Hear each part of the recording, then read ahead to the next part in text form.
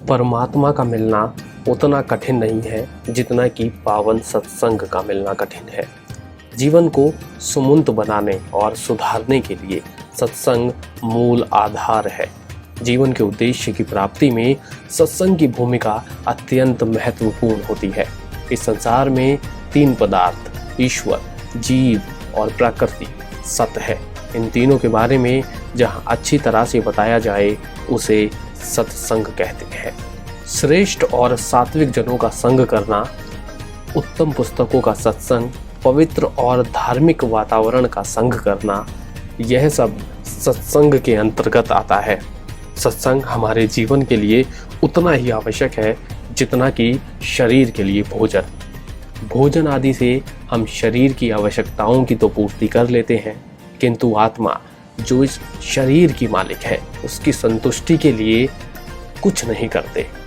आत्मा का भोजन सत्संग, स्वाध्याय और संध्या है। सत्संग जीवन को निर्मल और पवित्र बनाता है। यह मन के बुरे विचारों व पापों को दूर करता है।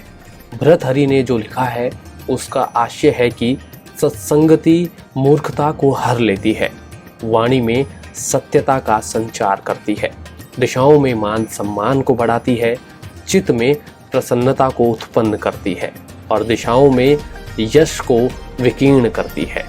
वास्तव में सत्संगति मनुष्य का हर तरह से कल्याण करती है। जैसे चाशनी के मैल को साफ करने के लिए कुछ मात्रा में दूध डालते हैं, उसी तरह जीवन के दोषों को दूर करने के लिए सत्संग करते हैं। प्रातःकाल का भोजन सायंकाल तक और सायंकाल का भोजन रात्रि भर शरीर को ऊर्जा प्रदान करता है। ऐसे ही सुबह किया हुआ सत्संग पूरे दिन हमें अधर्म और पाप से बचाए रखता है। सायंकाल का सत्संग हमें कुसित विचारों से बचाता है। मानव सत्संग से सुधरता है और कुसंग से बिगड़ता है।